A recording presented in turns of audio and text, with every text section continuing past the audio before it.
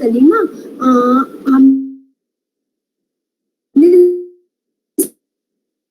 हमने तो कोई इशू नहीं है, हर एक बुक के अपने अपने मेथड्स है ना, उन्होंने अलग अलग नोटेशंस ली हुई है, तो ये जरूरी नहीं है कि Q1 square Q2 square Q3 square, ये बेसिकली ये बता रहा है कि जब मैंने नेक्स्ट टाइम में फाइंड आउट किया है तो मेरी Q1 Q2 Q3 Q4 Q5 है ना, तो ये स्क्वायर तो रिप्रेजेंट कर रहा है कि पाई 2 के अंदर, स्क्वायर का मतलब है यहाँ पे पाई 2 के अंदर, कि पाई 2 के अंदर जो Q1 स्टेट है वो Q2 हमारी Q1 स्टेट है, ठीक है, और पाई 2 के अंदर जो Q0 और Q4 है वो मेरी Q2 स्टेट है, क्योंकि हर जगह मैं Q1 Q2 Q3 Q4 Q5 ही लूंगी। अब ये कैसे पता चलेगा कि मैं पाई 0 की बात कर रही हूँ, पाई 1 की बात कर रही हूँ, पाई 2 की बात कर रही हूँ, तो इसलिए उसके रिप्रेजेंटेशन के लिए इन्होंने यहाँ पे स्क्वायर लिया है, और जब मैंने देखो पाई 1 की अगर मैं बात कर रही थी वहां पे ऊपर डैश लिया हुआ है, ठीक है, तो इस चीज को रिप्रेजेंट कर रहा है, उसमें आपने कोई कंफ्यूज नहीं होना, आप नहीं भी लोगे तो कोई इशू नहीं है। क्लियर हुआ मैम? एक बार जल्दी जल्दी बोल देना, मैंने दोबारा ज्वाइन करा है।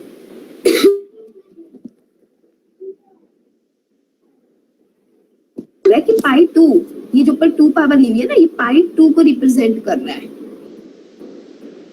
क्योंकि हर जगह में स्टेट्स हर एक अलग के अंदर हर एक पार्टीशनिंग के अंदर मेरी स्टेट्स आ रही है ना, तो Q1 Q2 Q3 Q4 Q5, क्योंकि सेट ऑफ स्टेट्स को हम Q से रिप्रेजेंट करते हैं, ठीक है, तो इन्होंने कहा ये सेट ऑफ स्टेट्स आ रही है, लेकिन अब ये पाई 2 की बात कर रहे हैं, इसलिए इस ऊपर स्क्वायर लिख दिया इसमें, क्योंकि हर एक पार्टीशन के अंदर स्टेट्स अलग आएंगी ना, तो उनको अलग अलग रिप्रेजेंटेशन देने के लिए ये आपने लिखना, आपके लिए लिखना कंपलसरी नहीं है, आप सिंपल अपनी लैंग्वेज में लिख दो कि पाई 2 के केस में ये मेरी Q1 स्टेट A है, मतलब Q2 है, Q2 स्टेट मेरी Q0 Q4 है, आप अलग से स्पेसिफाई कर दो, ये समझाने के लिए इन्होंने बुक में लिखा हुआ है।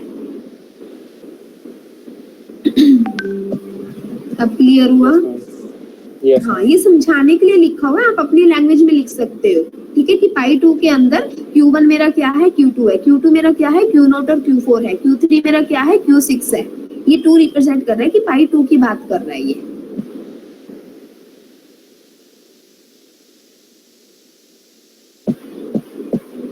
प्रशांत आपने मैम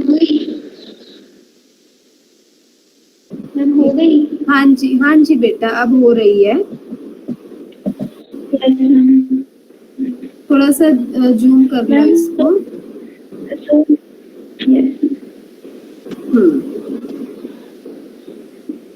ठीक है, कौन सा क्वेश्चन है बेटा, पहले एक बार बता दो ना सभी को। Question number 2। ओके, हाँ जी, जिसको अगर अभी भी कोई डाउट है तो एक बार दिविजय ये क्वेश्चन आपको समझा रही है, क्वेश्चन नंबर 2, ठीक है। तो सबसे पहले और सॉल्यूशन मैच कर रहे हैं दिविजय आपका मेरे सॉल्यूशन के साथ? Yes ma'am. चलो ठीक है बेटा, सब समझाना स्टार्ट करो। Yes ma'am. तो सबसे पहले जो हमें ट्रांजिशन डायग्राम दिया हुआ है, हमें उसके कोरिस्पोंडिंग ट्रांजिशन टेबल बनानी है, जिसमें Q0 हमारी इनिशियल स्टेट है और Q3 फाइनल स्टेट है। तो हमें सबसे पहले ट्रांजिशन टेबल बनानी है, जैसे Q0 पे जब A इनपुट है तो वो Q1 स्टेट में जा रहा है, जब B इनपुट है तो वो Q0 स्टेट में जा रहा है। तो इस तरह पहले हमें अपनी टेबल कंप्लीट कर लेनी है। फिर उसके बाद हमें पार्टीशन करना है, पार्टीशन को पाई नोट से डिनोट करेंगे। सबसे पहले फाइनल और नॉन फाइनल स्टेट्स में हमें पार्टीशनिंग करनी है। इसमें हमारी एक ही फाइनल स्टेट है जो कि है Q3, तो हमने उसका अलग सेट बनाया Q3 और उसको नेम दे दिया A। फिर जो नॉन फाइनल स्टेट्स है उनको, उसके सेट को हमने नाम दे दिया B, जो कि हमारी है Q0 Q1 Q2 Q4 Q5 Q6 and Q7। अब उसके बाद हमें सभी स्टेट्स की कंपैटिबिलिटी चेक करनी है, तो उसके लिए हम सबसे पहले Q0 स्टेट की कंपैटिबिलिटी चेक करेंगे Q1 स्टेट से। तो हम ट्रांजिशन टेबल में देखेंगे कि जब हमने Q0 पे A इनपुट अप्लाई किया तो हमारे पास आया Q1, और जब हमने Q1 पे A इनपुट अप्लाई किया तो आया Q0। अब हमें चेक करने की जो ये हमारे इनपुट सप्लाई करने के बाद स्टेट आई है वो एक सेट में है या नहीं। अगर वो एक ही सेट में है तो मतलब वो दोनों स्टेट एक दूसरे से कंपैटिबल है। तो Q1 और Q0 को हमने पाई नोट में देखा कि Q1 और Q0 दोनों एक ही सेट में है जो कि है सेट बी, यानी कि ये दोनों स्टेट एक दूसरे के कंपैटिबल है। इसी तरह हम बी इनपुट के लिए चेक करेंगे। जब हमने Q0 पे बी अप्लाई किया तो हमारे पास स्टेट आई Q0 और जब Q1 पे बी अप्लाई किया तो आया Q2। अब हमें देखना है Q0 और Q2 दोनों एक सेट में है या नहीं। हाँ, वो एक ही सेट में है जो कि है बी, यानी कि ये दोनों स्टेट एक दूसरे से कंपैटिबल है। तो हमने जब पाई1 लिखा तो एक तो हमारी नॉन फाइनल फाइनल स्टेट है Q3, वो तो अलग है ही, तो एक सेट उसका बन गया। अब उसके बाद हमने Q0 और Q1 स्टेट की कंपैटिबिलिटी चेक की तो वो दोनों एक दूसरे से कंपैटिबल है। तो हमने उसका एक सेट बना दिया बी जिसमें हमने Q0 लिखा और Q1। अब इसी तरह हमें Q0 स्टेट की कंपैटिबिलिटी बाकी सभी स्टेट से चेक करनी है जो कि हमारे सेट बी में थी। तो अब हम चेक करेंगे कि क्या Q0 Q2 से कंपैटिबल है या नहीं। तो जब हमने देखा कि Q0 पे अगर हमने A अप्लाई किया तो आया Q1, लेकिन Q2 पे जब A अप्लाई किया तो आया Q3 जो कि हमारे अलग सेट में है, यानी कि ये एक दूसरे से कंपैटिबल नहीं है। इसलिए हमने Q2 का अलग से सेट बना दिया जिसको हमने नाम दे दिया C। इसके बाद हम चेक करेंगे Q0 की कंपैटिबिलिटी Q4 से। अब हमने देखा Q0 पे जब A अप्लाई किया तो इनपुट नेक्स्ट स्टेट आई Q1 और लेकिन जब Q4 पे अप्लाई किया तो आया Q3, लेकिन वो अलग अलग सेट में है, यानी कि ये भी कंपैटिबल नहीं है। फिर उसके बाद हम Q4 को Q2 स्टेट से चेक करेंगे कि ये Q2 के साथ कंपैटिबल है या नहीं। फिर हमने देखा कि Q2 में जब हमने A इनपुट अप्लाई किया तो आया Q3 और Q4 पे A अप्लाई किया तो उसमें भी आया Q3, यानी Q3 दोनों एक ही सेट में है A में, यानी कि ये कंपैटिबल है। फिर हमने B इनपुट के लिए चेक किया। जब Q0 पे B अप्लाई किया तो आया Q1 और Q4 पे B अप्लाई किया तो आया Q5। Q1 और Q5 नोट में एक सेट में है, यानी कि ये एक दूसरे से कंपैटिबल है। तो इसलिए Q2 और Q4 का हमने एक सेट बना दिया और उस इसी तरह हम की क्वालिटी भी चेक करेंगे। जैसे Q0 की Q5 और Q6 के साथ Q0 स्टेट Q5 और Q6 के साथ भी कंपैटिबल है, तो हमारी Q0, Q1, Q5 और Q6 ये चारों स्टेट एक सेट में आ गई जिसको हमने नाम दे दिया B। उसके बाद हमने देखा Q2 और Q4 दोनों कंपैटिबल है, तो इस सेट को हमने नाम दे दिया C। लेकिन जो Q7 है वो किसी स्टेट से कम नहीं है, तो उसका अलग से सेट बना दिया जिसको नाम दे दिया D। इस तरह हमारे पास पाई1 आ गया Q3 upon A, Q0 Q1 Q5 Q6 upon B, Q2 Q4 upon Q7 upon D। अब इसके बाद हमें फिर से इन स्टेट्स की कंपैटिबिलिटी चेक करें विद रिस्पेक्ट टू पाई1। तो अब हम सबसे पहले हम चेक करेंगे तो Q3 तो अलग है ही, तो उसका तो अलग सेट बनेगा। फिर उसके बाद हमने Q0 और Q1 को कंपेयर कर की कंपैटिबिलिटी चेक करनी है। अब Q0 को हमने देखा तो A अप्लाई किया तो आया Q1, लेकिन जब Q1 पे हमने A अप्लाई किया तो आया Q0। फिर उसके बाद हमने देखा कि B पे जब हमने B इनपुट अप्लाई किया Q0 पे तो आया Q0, लेकिन जब Q1 पे B अप्लाई किया तो आया Q2। लेकिन जो हमारा पाई1 था उसमें हमारा Q0 और Q2 अलग अलग सेट में थे, D एंड C रिस्पेक्टिवली, तो मतलब कि ये एक दूसरे के कंपैटिबल नहीं है। तो इसलिए हमने पाई2 में Q0 और Q1 का अलग अलग सेट बना दिया, Q0 का B1 और Q1 का C। इसी तरह हम बाइट्स की कंपैटिबिलिटी भी चेक करेंगे। जैसे सबकी कंपैटिबिलिटी चेक करने के बाद जो हमारा पाई2 का फाइनल रिजल्ट आएगा वो आएगा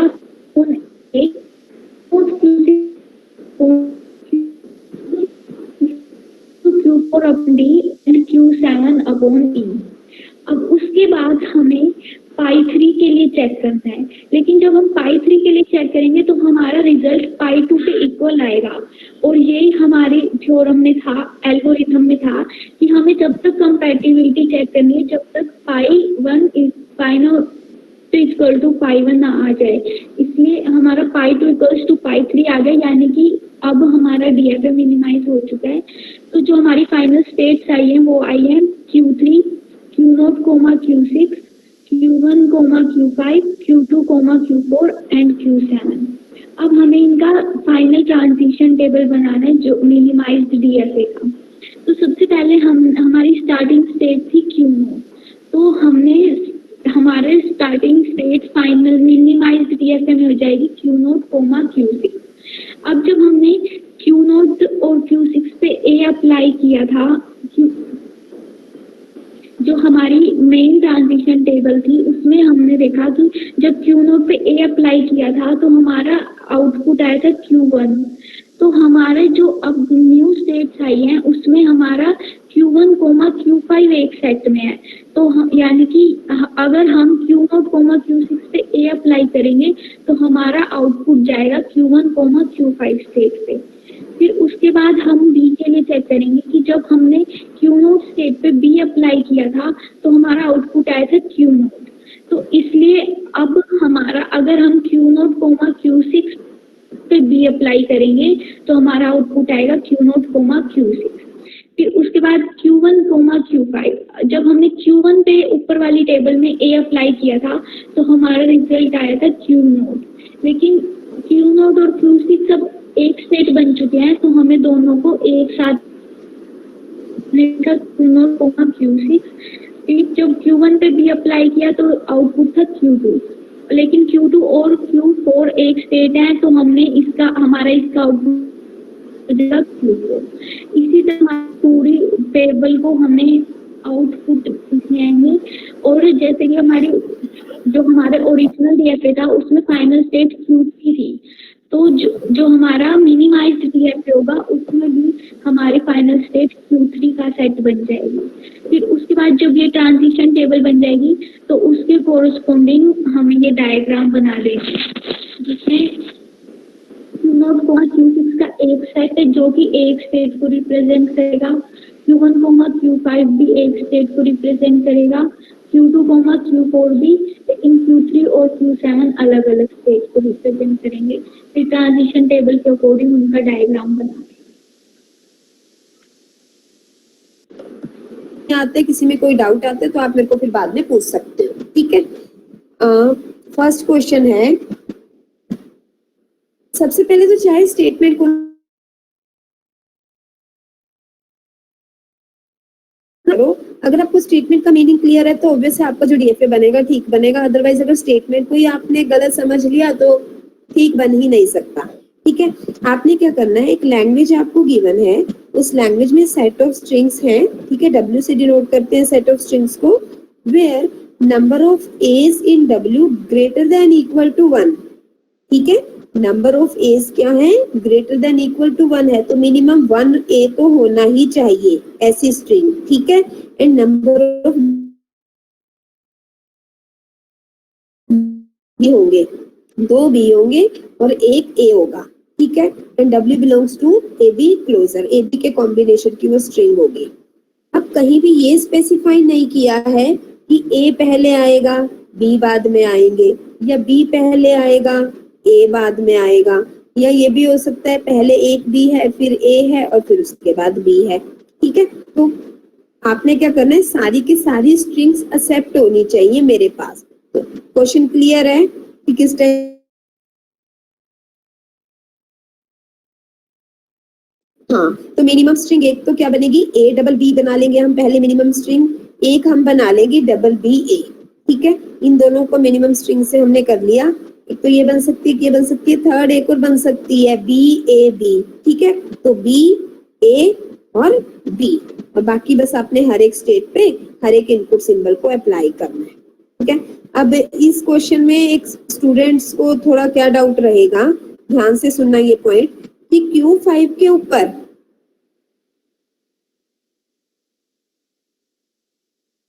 ए का लूप हम Q5 के ऊपर भी रख सकते थे, नहीं रख सकते हैं Q5 के ऊपर A का लूप, क्योंकि अगर मैं Q5 का लूप A के ऊपर ही रखूंगी तो मेरे पास B triple a b, suppose मेरे पास ये वाली B ट्रिपल ए बी ये वाली स्ट्रिंग है, मैंने लिखा भी हुआ है इसलिए साथ में यहाँ, ठीक है। B ट्रिपल ए बी, अगर मैं Q5 के A का लूप यहीं पर रखती हूँ, इसको आगे मूव नहीं करती हूँ,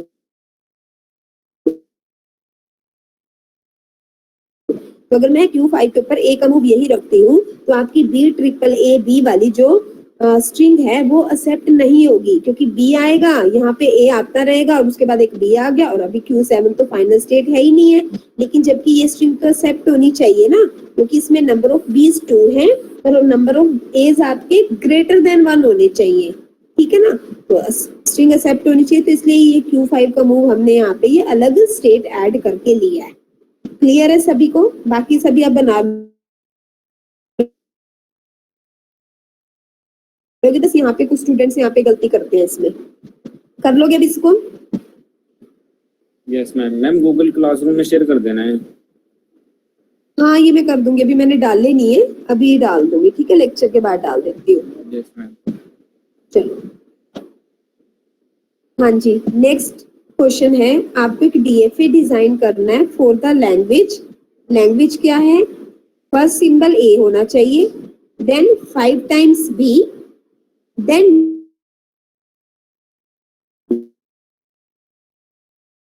सारे ए भी हो सकते हैं, सारे बी भी हो सकते हैं, ठीक है। कितने number of a's, any number of b's and any combination of a b of any finite length, ठीक है। और उसके बाद फिर से आपके पास 4 बीज होने चाहिए।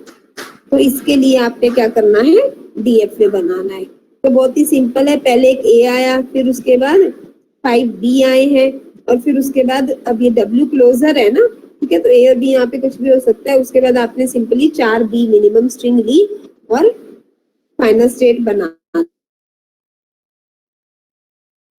दिया, ओके। और बाकी बस हर एक स्टेट पे हर एक इनपुट सिंबल अप्लाई कर दो।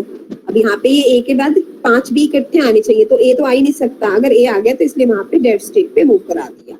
अब इसको भी सारे ट्राई करेंगे। हाँ जी, नेक्स्ट ये सिंपल ही है, प्रीवियस के बेस पे ये, इसलिए इसको अपने आप कर लेना। नेक्स्ट है क्वेश्चन आपके पास, आपको क्या करना है? डीएफए बनाना है स्ट्रिंग्स के लिए, जो स्ट्रिंग्स आपके ए बी के कॉम्बिनेशन की हैं, such that every string accepted by automation contains no runs of length less than 4। हाँ जी, क्या मीनिंग समझ आया इस स्टेटमेंट को रीड करके आपको?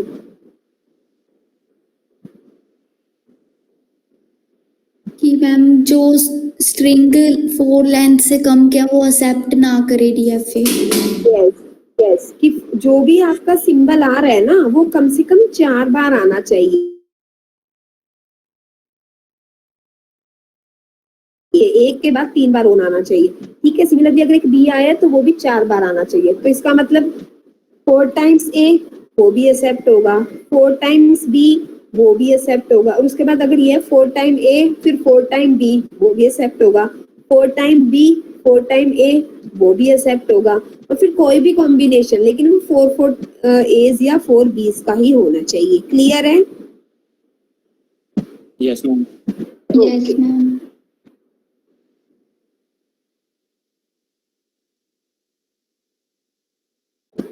सिमिलरली ये भी रन की बात कर रहा है, run of a's has length either 2 और 3, कि जो ए होने चाहिए या तो वो आपके 2 होने चाहिए या फिर वो आपके 3 होने चाहिए। तो इसको भी आप करोगे, सेम पैटर्न बेस्ड है।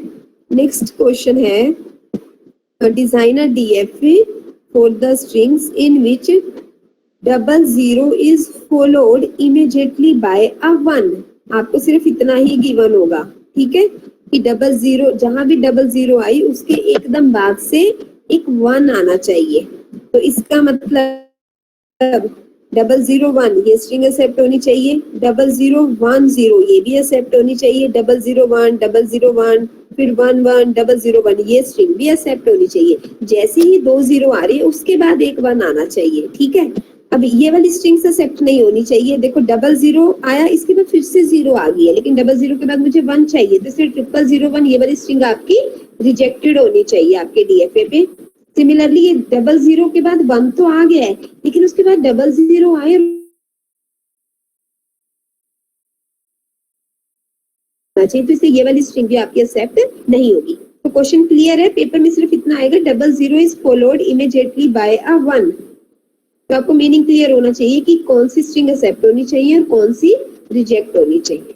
ठीक है, तो इसके लिए आप ये भी ट्राई करेंगे। एक्सक्यूज मैम, हाँ जी मैम जिसमें 000 और 1 है, तो जैसे 00 के बाद 1 आना चाहिए, तो इसमें लास्ट वाली जो मतलब लेफ्ट वाली 0 है उसको छोड़ के, जैसे कि मतलब उसके बाद 2 0 आते हैं, उसके बाद 1 को कंसीडर कर सकते हैं ना? तो ये हो जाएगा, फिर तो एक्सेप्ट हो जाएगा ये। नहीं नहीं नहीं बेटा, आप ये कह रहे हो ना, यहाँ पे कह रहे हो अगर मैं एक और 0 डाल दूं? नहीं, मैं ये कह रहा हूँ जो जिससे स्टार्टिंग करा है हमने, कंडीशन तो ये है कि 2 0 के बाद 1 आना चाहिए। हाँ हाँ, तो 001 मिनिमम स्ट्रिंग तो यही बनेगी। यस मैम, तो अगर यहाँ पे 3 0 आए हैं तो पहले वाले 0 को हम छोड़ देंगे और उसके बाद से काउंट कर लेंगे, लेकिन क्योंकि इसमें ये तो कंडीशन नहीं है कि मतलब नहीं नहीं, छोड़ना नहीं है, इसमें छोड़ना नहीं है, तभी तो इससे 0001 रिजेक्ट कैसे होगा कि फर्स्ट ही है ना, उसके बाद तो 1 ही आना चाहिए। तो 2 0 के बाद अगर 0 आ गई तो वो तो डेड स्टेट पे मूव कराएंगे हम। ठीक है मैम।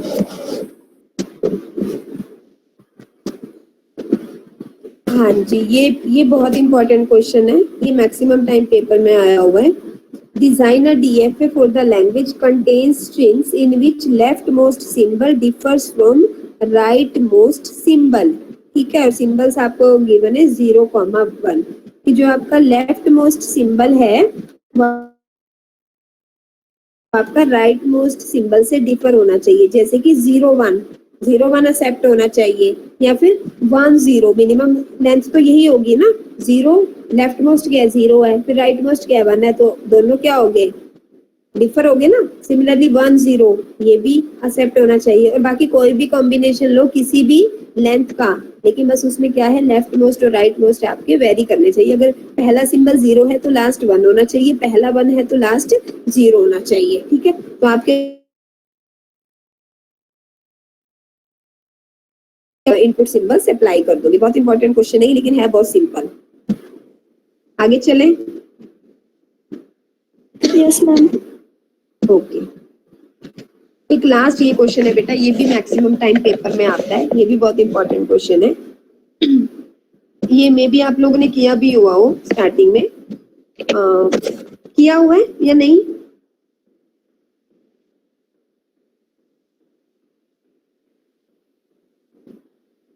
नो मैम, नहीं करा मैम। ये आपने कराया था स्टार्टिंग में। चलो यस ठीक, मैम, करवाया था। नहीं मैंने नहीं।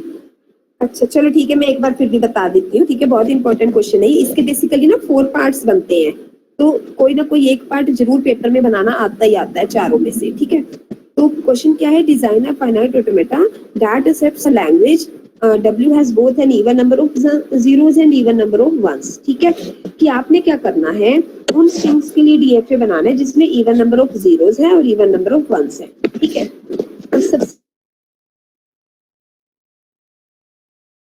वन सिंबल है, मुझे इवन और ऑड के उसके कॉम्बिनेशन लेने हैं। ठीक है, इवन ऑड के कॉम्बिनेशन लेने हैं, तो क्या कॉम्बिनेशन हो सकते हैं? एक कॉम्बिनेशन तो ये है कि 0 भी इवन हो और 1 भी इवन हो, कि जितने भी नंबर ऑफ जीरोस है मेरी स्ट्रिंग में वो भी इवन हो और जितने नंबर ऑफ वंस है वो भी इवन हो। ठीक है, सेकंड केस क्या हो सकता है कि नंबर ऑफ जीरोस तो इवन हो लेकिन नंबर ऑफ वंस आपके पास ओड हो। थर्ड केस क्या हो सकता है, नंबर ऑफ वंस इवन हो, नंबर ऑफ जीरोस ओड हो। फोर्थ केस क्या हो सकता है कि नंबर ऑफ जीरोस और नंबर ऑफ वंस दोनों के दोनों ही ओड हो। 4 केस बन सकते हैं। अब मेरे क्वेश्चन में कौन सी फाइनल स्टेट बनेगी जिसमें इवन नंबर ऑफ 0 और इवन नंबर ऑफ 1 हो? तो मैंने क्या किया, हर एक के कॉरेस्पॉन्डिंग एक स्टेट बना ली कि केस 1 में सपोज मेरी क्यू नोट स्टेट है, केस 2 के कॉरेस्पॉन्डिंग Q1 है, केस 3 के कॉरेस्पॉन्डिंग Q2 है, केस 4 के कॉरेस्पॉन्डिंग Q3 है। ठीक है, अब according to my question even number चाहिए मेरे को दोनों, तो इसलिए मैंने Q0 को फाइनल स्टेट बना लिए जीरोस हो और ओड नंबर ऑफ वंस हो तो आप Q1 को फाइनल बनाएंगे। सिमिलरली अगर इवन 1 और ओड 0 है तो आप Q2 को फाइनल बनाएंगे और अगर दोनों ही ओड हैं तो आप Q3 को फाइनल बनाएंगे। ठीक है, तो सबसे पहले इस टाइप के क्वेश्चन को आपने कैसे सॉल्व करना है, आपने 4 स्टेट बना ली क्योंकि 4 ही केस बनते हैं। ठीक है, उसके बाद अब Q0 आपके पास इवन है, इसके ऊपर 1 भी अप्लाई करना है, 0 भी अप्लाई करना है। तो जब मैं 1 इनपुट अप्लाई करूंगी, अब नंबर ऑफ जीरोस तो इवन ही रहेगी ना, लेकिन इसमें नंबर ऑफ जीरोस इवन है, नंबर ऑफ वंस ओड है, वो Q1 स्टेट है, तो इसलिए 1 के लिए कहाँ पे मूव करा दिया, Q1 पे मूव करा दिया। सिमिलरली अगर Q0 पे 0 अप्लाई करना है तो क्या होगा, तो दो आपके पास जो नंबर ऑफ जीरोस है वो आपके पास क्या हो जाएंगी, ओड हो जाएंगी, और जो नंबर ऑफ 1 है वो तो इवन ही रहेंगे, 1 तो मैंने ऐड ही नहीं किया, तो इसलिए वो कौन सी स्टेट है, वो Q2 स्टेट है। तो इस तरीके से आप हर एक स्टेट पे 0 और 1 अप्लाई करके सिंपल इनके मूव लगा दोगे। क्लियर हुआ ये क्वेश्चन भी? Yes ma'am. हाँ ठीक है, ये भी इम्पोर्टेंट है, एक पार्ट इनमें से पेपर में आता ही आता है। तो ये सारे 8 क्वेश्चन है, ये 8 के 8 क्वेश्चन ये आपने ट्राई करने। मैं भी इनको क्लासरूम पे डाल देती हूँ, ठीक है। और मैं ये एज्यूम करके चल रही हूँ कि तुम सभी इन क्वेश्चंस को सॉल्व करते हो। बेटा नहीं सॉल्व करोगे तो पेपर में कुछ भी नहीं कर पाओगे, कुछ भी नहीं कर पाओगे। वैसे सब्जेक्ट बहुत इंटरेस्टिंग है, मुझे तो बहुत अच्छा लगता है, मैं तो इस सब्जेक्ट को हमेशा ही पढ़ाती हूँ। अब मुझे नहीं पता आप लोगों को इंटरेस्ट आ रहा है या नहीं आ रहा है। हाँ जी, इंटरेस्टिंग है सब्जेक्ट, तो बोरिंग तो नहीं है। नहीं मैम, यस मैम, चलो ठीक है। ये क्वेश्चंस में